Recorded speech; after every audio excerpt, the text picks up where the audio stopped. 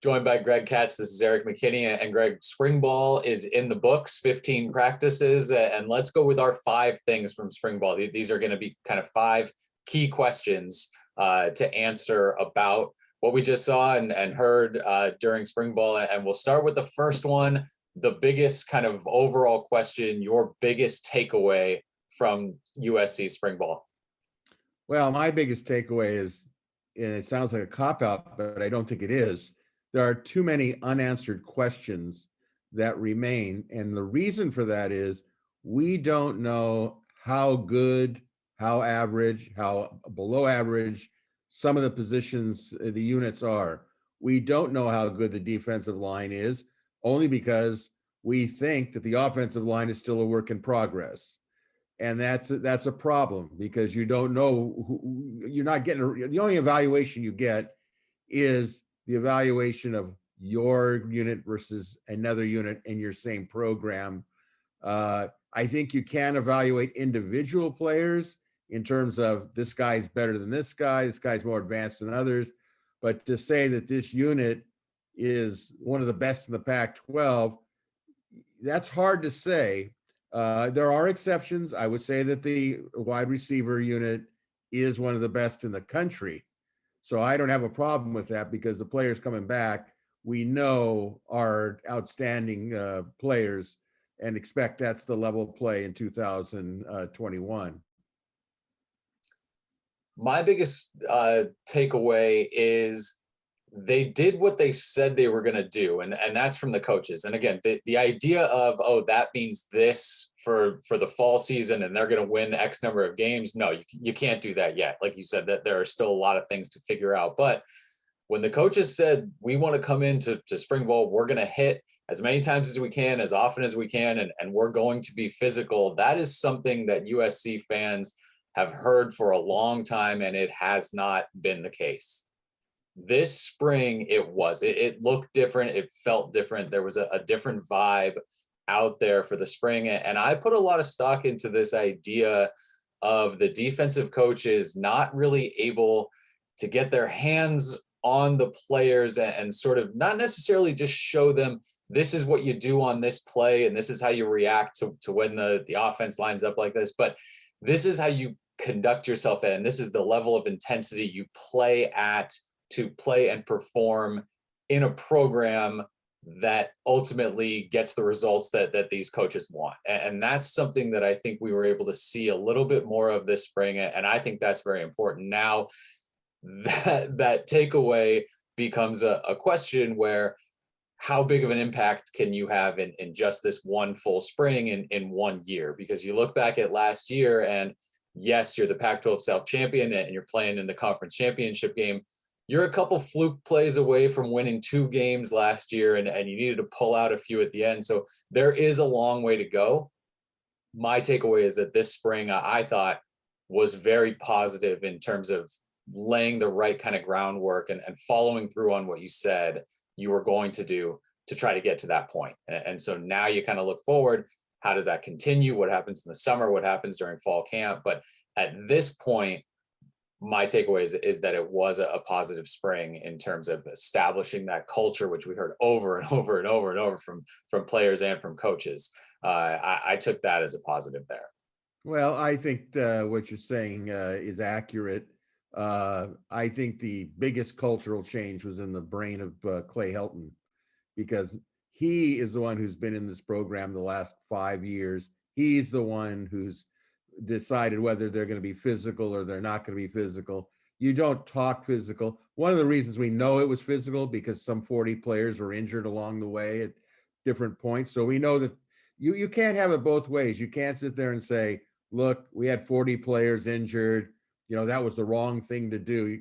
But look, when you collide college football players at the high level, people get hurt. It's either you're going to accept it or you're not going to accept it. I personally am glad they did it. I think that's it does instill a culture change. But to me, it's like the coaching staff has basically said, this is Coach Elton, this is what we think we have to do. I don't think he's in a position to disagree with these people because they're going to help decide whether he's going to remain the USC coach in the future. And I think this physicality issue has gone way too long the last couple of years. And hopefully this was a big step in the right direction. And, we'll see.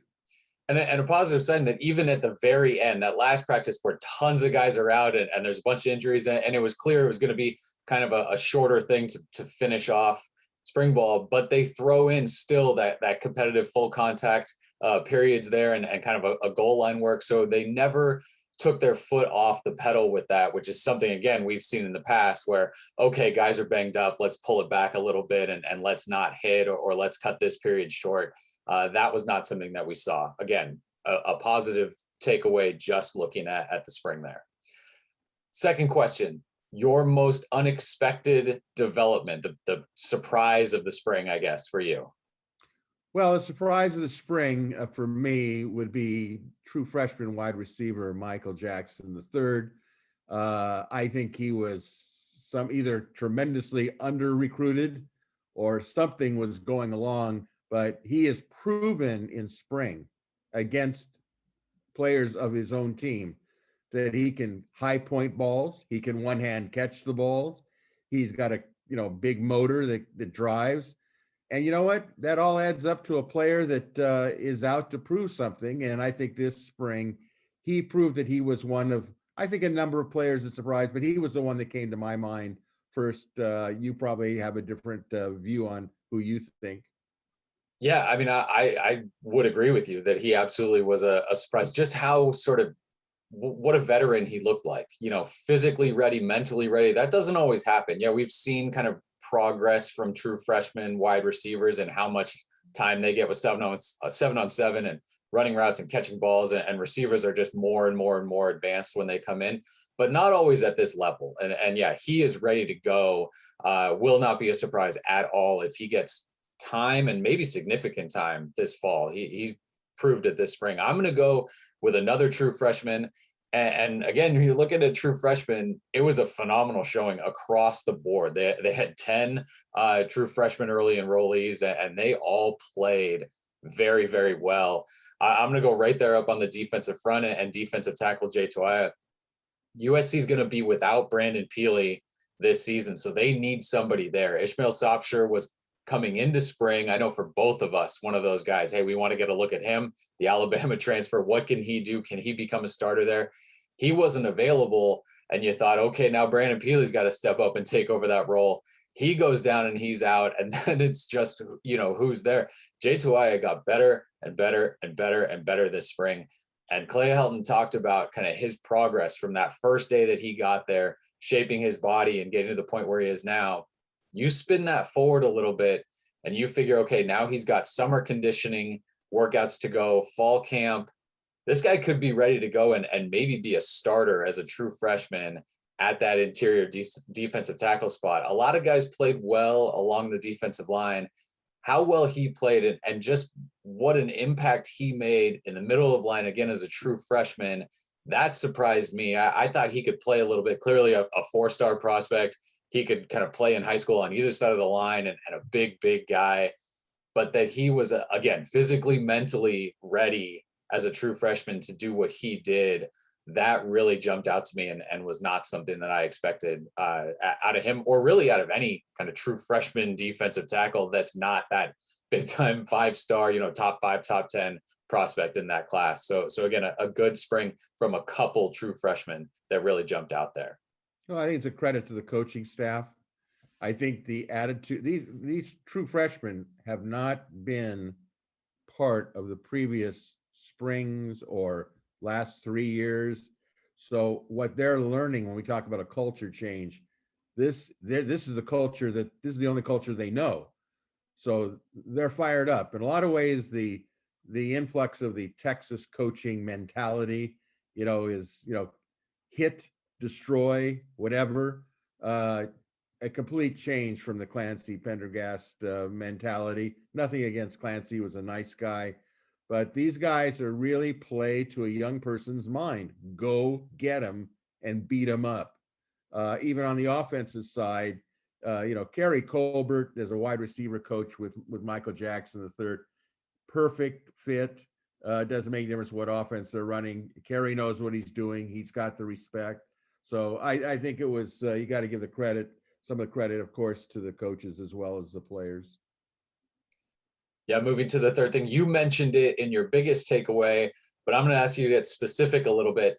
The biggest lingering question now that spring ball's done and we're looking forward to, again, the summer, fall camp, and then that 2021 season, the biggest question left that went unanswered this spring. I don't know what's going on with Keaton Slovis. When I say that, I think he's healthy. I think he's physically healthy. I don't know whether he's mentally the same player he was 2 years ago when he was basically didn't know any better because the spotlight wasn't on him. Okay. He just played. He'd never been roughed up in a college football game. And I think that in many ways, last season, he was distracted because he was so harassed. I think some of the, what do they call it, where you come back from a war zone and you're still suffering mentally as opposed to the physical issues. And I don't know whether all this Heisman Trophy stuff, whether he's actually mentally the same player now that he's under a great deal of scrutiny. It's going to come strong again. He is the all Pac-12 quarterback, so he's going to feel he has to live up to that. And I think there's a lot of unanswered questions about him that we're going to find out. Is he that good where he's going to say, hey, to heck with my offensive line and whatever their ability is, I'm going to do what I can do. I'm going to hang in there. But you know what? He got roughed up in 6 games. Now we're doubling the schedule to 12 games. And, his track record of injuries, at some point, it's going to affect him where he's in the pocket and he's trying to think of, A, where's my receivers? What is my progression? And who's going to tear my head off? Okay. And this is what comes with the air raid offense. I don't care what anybody says. When you sit there and you go to pass 50 to 60 times a game, you know what they say? Terrorists only have to be right one time. Okay. And he can dodge a bunch of stuff and he still gets hit and he completes passes. But if I'm a defensive line coach going against USC, I'm saying you guys only have to get to him one time and ring him up. And you know what? We saw that in the Utah game a couple of years ago. And we see it, we don't know. Had the season not been 6 or 7 games, how many games would he have actually played in after the Oregon game had it not been the championship game and season over? Would he have been done for the season? I don't know, but I can tell you it would have been a game by game situation at the very least. Yeah, and obviously we're not at Oklahoma for Baker Mayfield and Kyler Murray coming back for their junior years, or at Clemson to see Trevor Lawrence, to see what that looks like. This spring, I thought for Keaton, it was okay. It didn't feel like, hey, here's a potential number 1 overall guy and maybe a Heisman Trophy candidate. Clearly, the issues from last fall in terms of just releasing the ball cleanly and getting it out, those are gone. But it didn't feel, it never felt like, hey, this is an elite quarterback. I don't think it was a bad spring by any stretch. And there were guys kind of coming in, coming out, and this isn't the time where you're installing, offenses and game plans and things like that. But yeah, I'm with you that it will be very interesting to watch. The idea that, okay, he's clearly the best quarterback in the Pac-12 just coming out of the gate. I think he still has to prove it a little bit with how he plays early in the season. Going off of that, my biggest lingering question is right in front of him, and that's the offensive line. We came into the spring talking about that will be the biggest talking point. The coaches talked about how they were going to mix things up and match guys around and look for different combinations. That didn't happen for the first half. That happened in a big way over the second half. And I thought watching it, the offensive line started to play a lot better and click a little bit once guys started moving around. And I don't know if that has to do with some of the defensive linemen coming down. And again, it's tough to get a sense when you're not playing against an opponent, you're playing against yourself. But it felt like once guys started moving and you started getting a sense of maybe guys being able to breathe a little bit, playing with the first team, playing in different positions, getting a different look and kind of the monotony of same guys, same place, every single practice. Once that sort of gets flipped a little bit, I really liked what I saw. I thought Andrew Voorhees moving out to left tackle played well out there. Cortland Ford moving a little bit. Jonah Monheim getting up into that first group, playing at right tackle. Jalen McKenzie moving inside. You saw some mixing and matching there. I think what it does do potentially is now you started spring.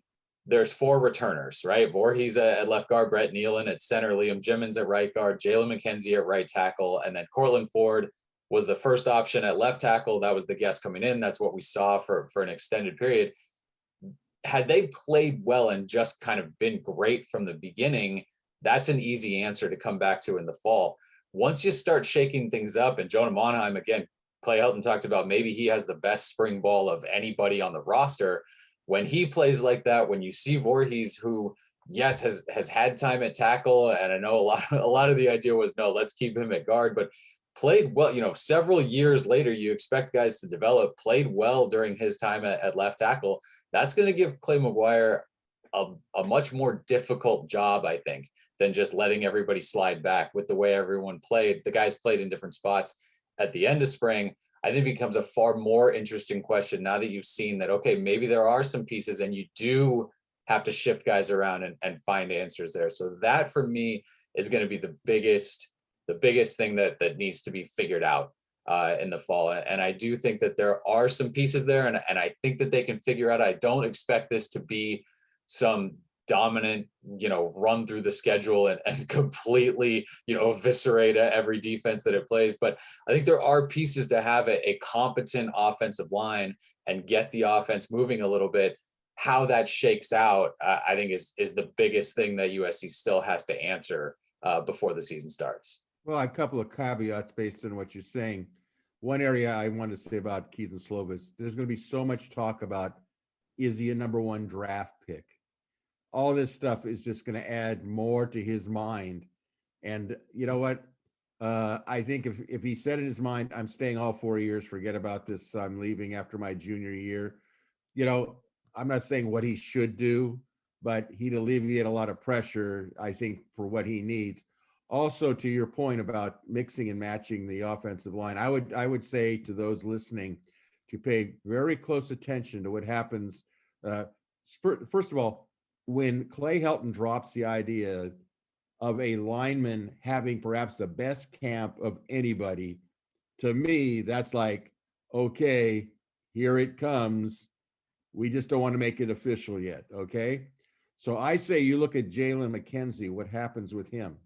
I think the whole idea of using basically last year's offensive line, except for Elijah Vera Tucker, was to make sure that those returners who you could supplant as a coach feel they got a fair shake, that they prove they got the opportunity to say, I'm the best here. There's no reason to start replacing me. I think in the second half, once they started moving McKenzie to guard or had him on the second unit, or they would move Voorhees to left tackle, to me, that's when things got interesting. Now, do I think that Voorhees could be the left tackle? I'm not sure. I don't know. But I will say this, they're looking. They're not satisfied with what they're seeing.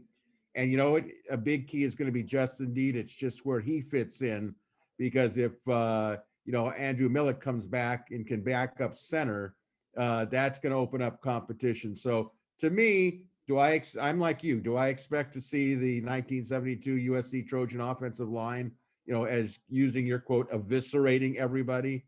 No, but it will also come down to, believe me, it will come down to the play calling of Graham Harrell, how dedicated he is to running the football, as opposed to, we got to throw in a run here or there to try to keep them balanced.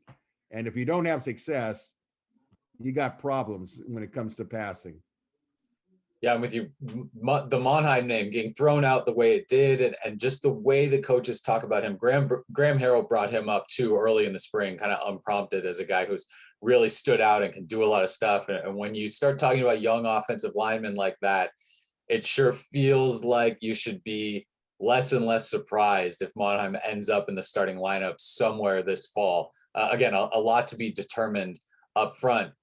But again, I think, it's not something where you're ending spring ball going, this is a catastrophe and there's no fix up there. I think Clay McGuire his ability and the way that the coaches and the players have talked about finally understanding all of it, how it clicks, who goes where, what happens here. And yes, that's going to bring up questions and plenty of valid questions. What was going on the last few years? But if you're just kind of looking forward and seeing where we are now, again, positive signs for how that's going.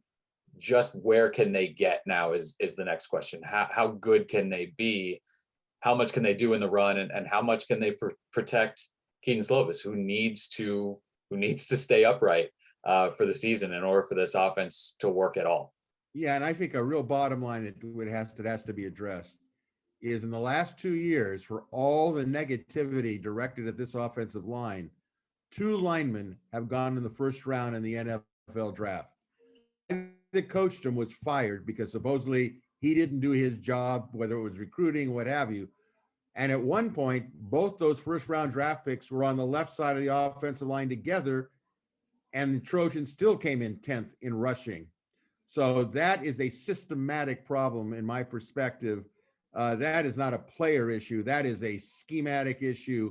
And I'm sorry, I'll tell you from my perspective, that's an air raid problem and a devotion by those in charge of it, because you cannot justify having 2 first-round draft picks and having those type of statistics. It just doesn't compute, in my opinion. It'll be a challenge to kind of prove, okay, now we have the answer here, when I don't think anybody expects anyone from the USC offensive line to go in the first round in this next draft, right? So, I mean, maybe some of the young guys eventually develop into that, but in terms of kind of top end talent, that's not there anymore. So the scheme and all the little intricacies of it had better be there in order to be able to take that step forward.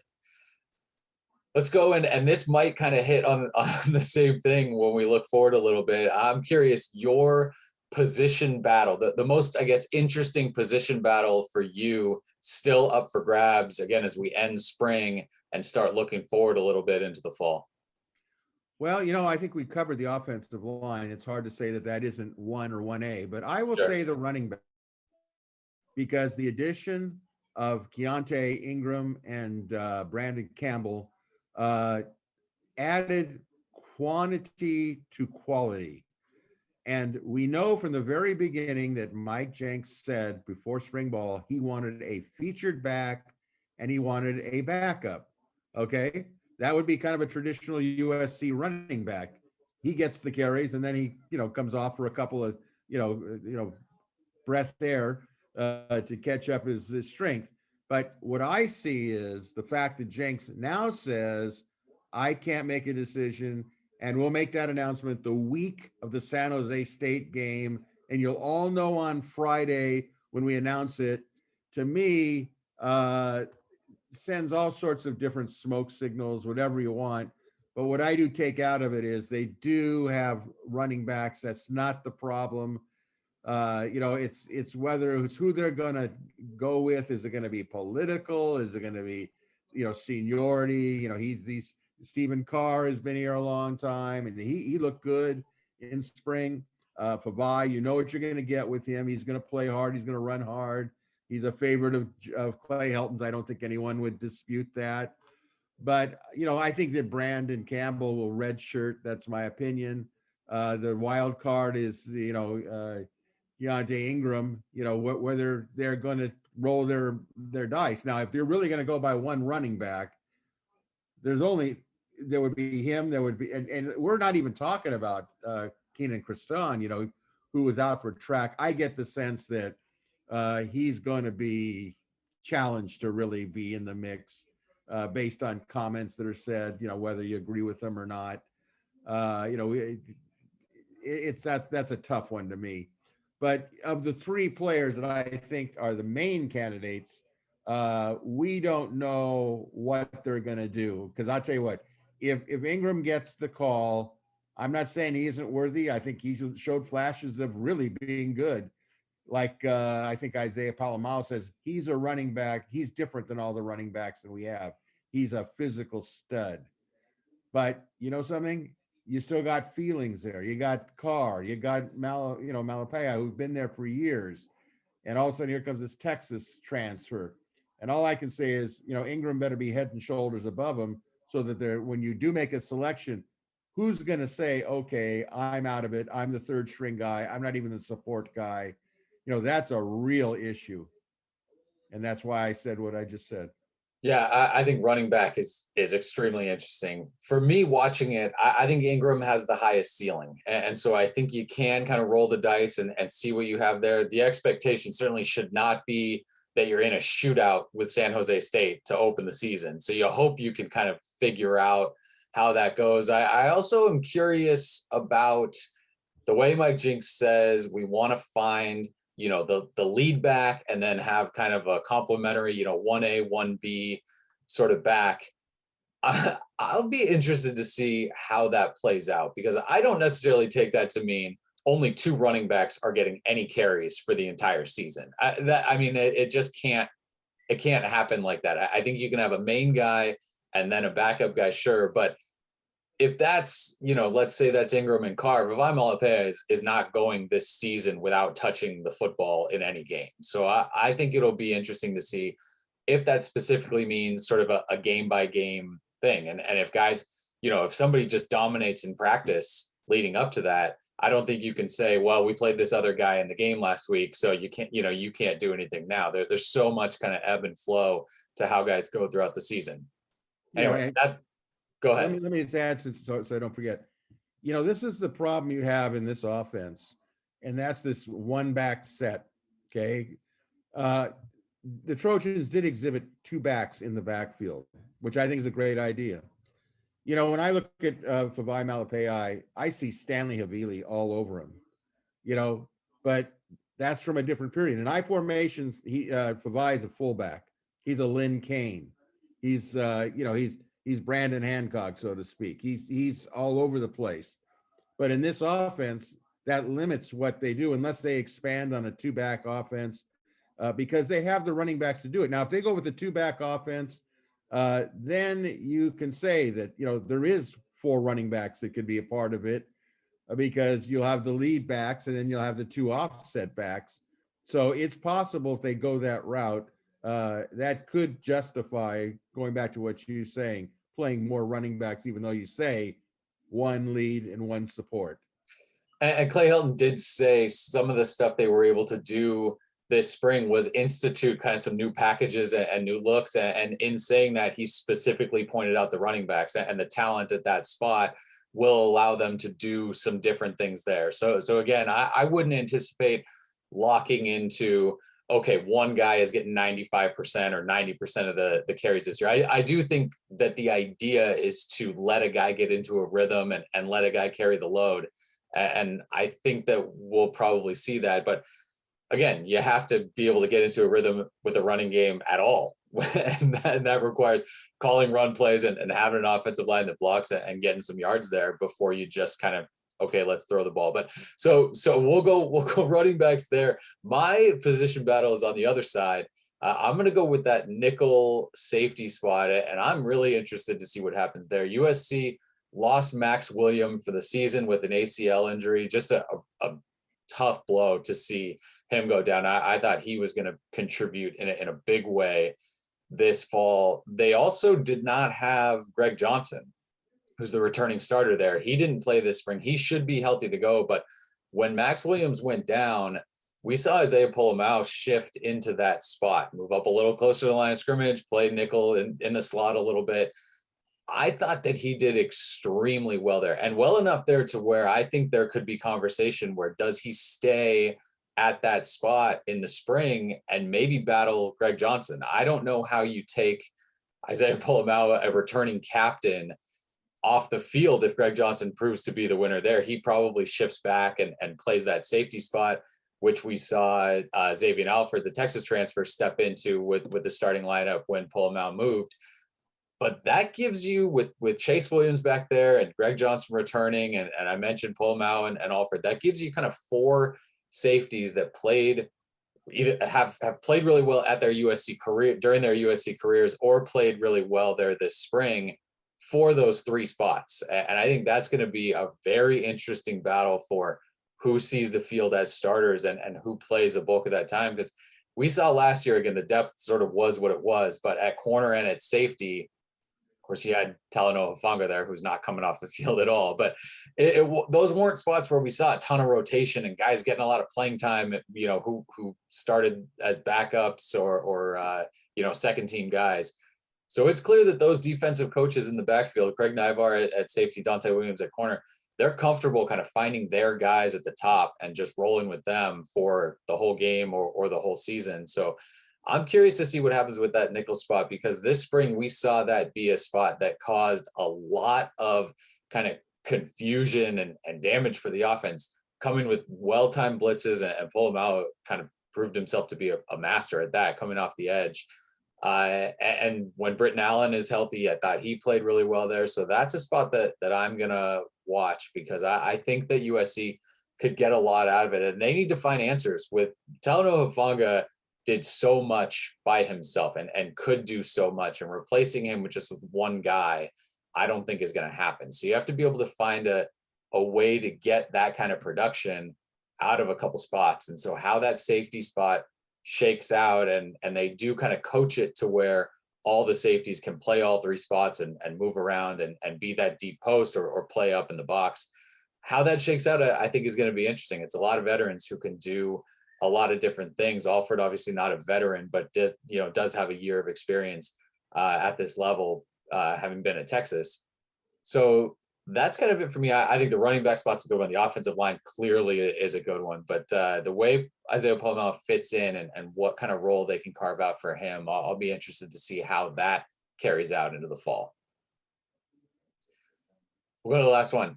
Looking back at spring, let's kind of put a bow on it a little bit. Your offensive and your defensive MVPs from spring ball for USC.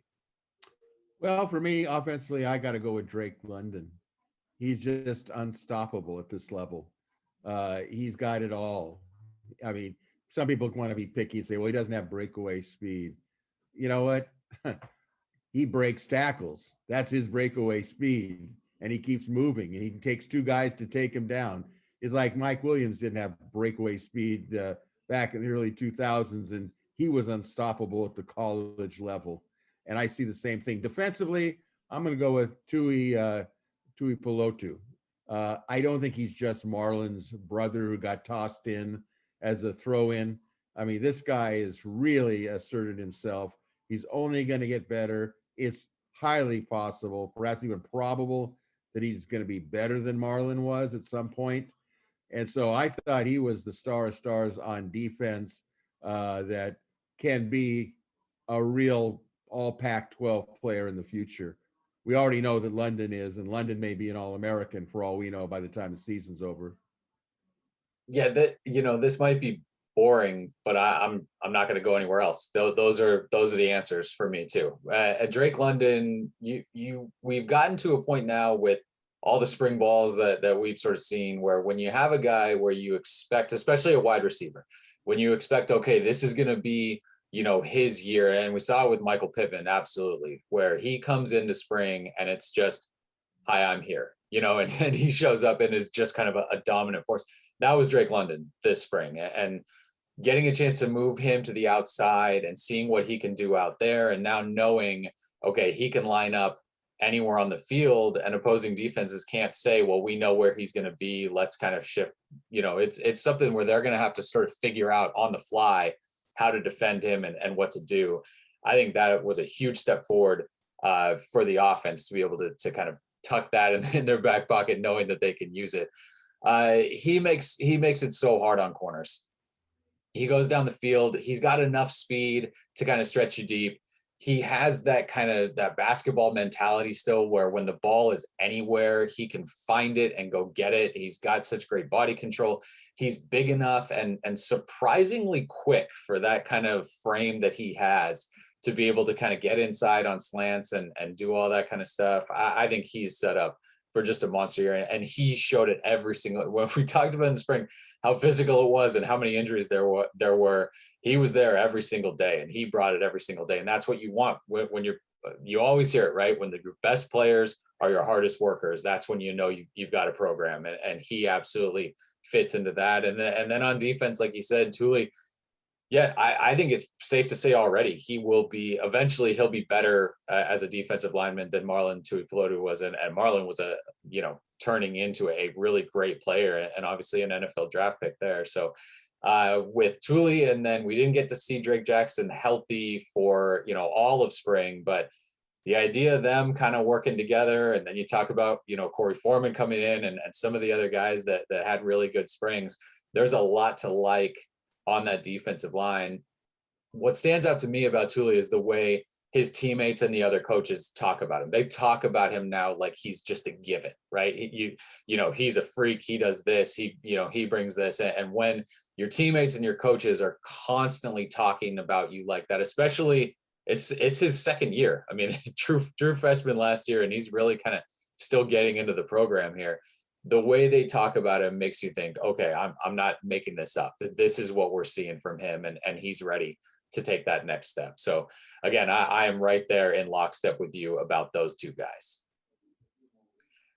So now that's it. That's kind of the bow on spring ball. I think a lot of positives that we saw, a lot, like we mentioned, a lot of questions that this team still has to answer for, and still not yet ready to say what kind of season this is going to be. But just looking back at spring ball, a lot of stuff to talk about, a lot of takeaways. And so for our look back, for Greg Katz, this is Erik McKinney. Thanks for watching WeAreSC.